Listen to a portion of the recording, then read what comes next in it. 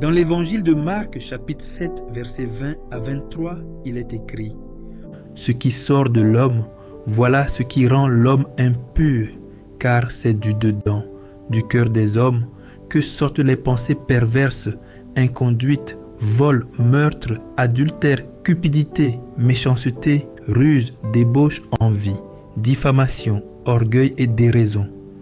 Tout ce mal vient du dedans et rend l'homme impur. Bienvenue dans cet épisode de Un pas vers la lumière. Un pas vers la lumière, c'est un espace de réflexion et de partage où chaque épisode est une invitation à avancer main dans la main vers ce qui éclaire nos vies. Aujourd'hui, nous abordons un sujet universel, les 7 péchés capitaux, non pas pour nous accabler, mais pour mieux comprendre ces faiblesses humaines et voir comment les dépasser à la lumière de l'Évangile. Parce que derrière chaque fragilité, il y a un appel à la croissance et à la liberté. Les 7 péchés capitaux révèlent la complexité de la nature humaine.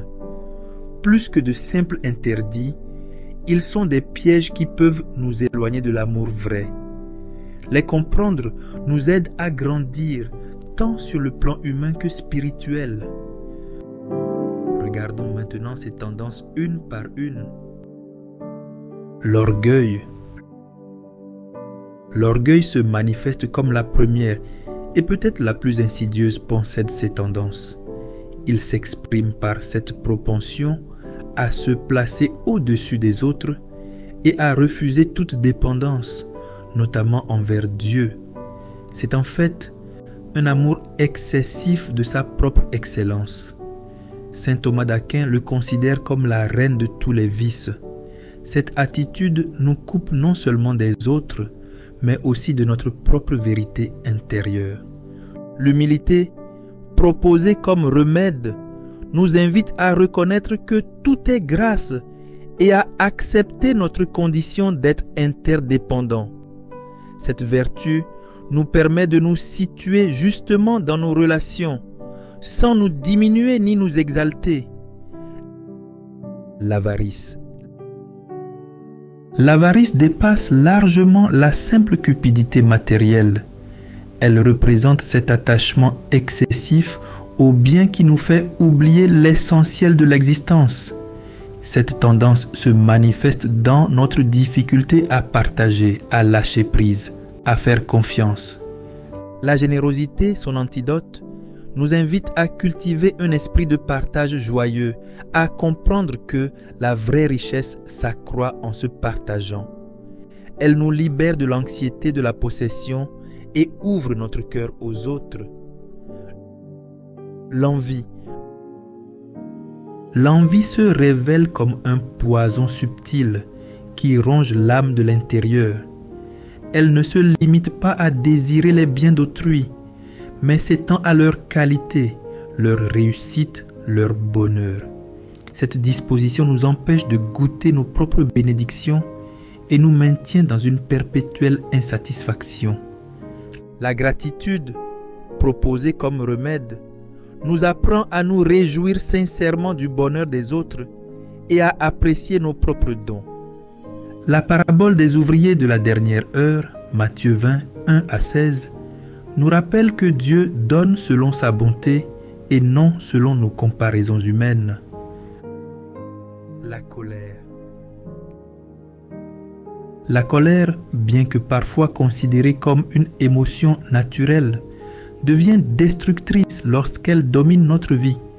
Elle peut se manifester comme un désir désordonné de vengeance ou une émotion de fureur incontrôlée. Elle peut empoisonner nos relations et notre paix intérieure, nous enfermant dans l'amertume et le ressentiment.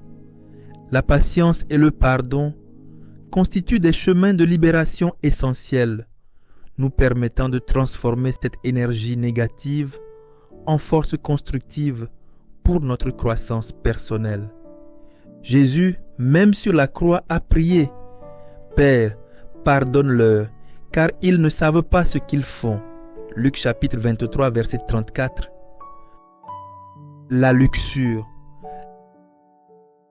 La luxure représente cette tendance à instrumentaliser les autres pour notre satisfaction personnelle. Elle réduit la personne humaine à un objet de plaisir, niant sa dignité fondamentale. La pureté du cœur, son remède, nous invite à développer un regard respectueux et à cultiver des relations authentiques basées sur le don de soi et le respect mutuel. La gourmandise. La gourmandise illustre notre difficulté à maintenir une juste mesure dans nos plaisirs. Au-delà de la simple question alimentaire, elle symbolise toute forme d'excès qui nous détourne d'une vie équilibrée. La maîtrise de soi proposée comme remède nous invite à considérer la nourriture et les plaisirs comme des dons à apprécier avec modération et reconnaissance. La paresse. La paresse, enfin, dépasse la simple inactivité physique. Elle représente un désengagement spirituel et existentiel, un refus de répondre à notre vocation profonde, c'est-à-dire un refus de s'engager pleinement dans sa vie et sa mission. La parabole des talents, Matthieu chapitre 25, versets 14 à 30, nous rappelle que Dieu nous confie une mission et que nous sommes appelés à la faire fructifier. Le zèle, son antidote, nous appelle à nous lever chaque jour avec un sens renouvelé de notre mission, à nous engager pleinement dans notre vie et nos responsabilités. Ces 7 tendances ne sont pas des condamnations définitives, mais des points de départ pour une transformation positive. Chacune d'entre elles, lorsqu'elle est reconnue et travaillée, peut devenir un tremplin vers une vie plus authentique et épanouie. C'est un processus de libération qui nous invite à nous délester de ces poids pour avancer plus légèrement sur notre chemin spirituel. La conversion proposée n'est pas un fardeau supplémentaire, mais une invitation à la liberté.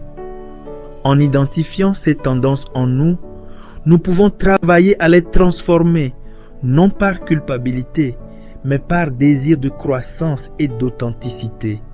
C'est un chemin qui nous conduit vers la lumière, vers une vie plus pleine et plus significative. Le Seigneur nous dit dans l'évangile de Jean chapitre 8 verset 12, « Je suis la lumière du monde. Celui qui me suit ne marchera pas dans les ténèbres, mais il aura la lumière de la vie. » Dieu ne nous demande pas la perfection immédiate, mais un cœur qui s'ouvre à sa lumière. Alors aujourd'hui, quel pas feras-tu vers la lumière?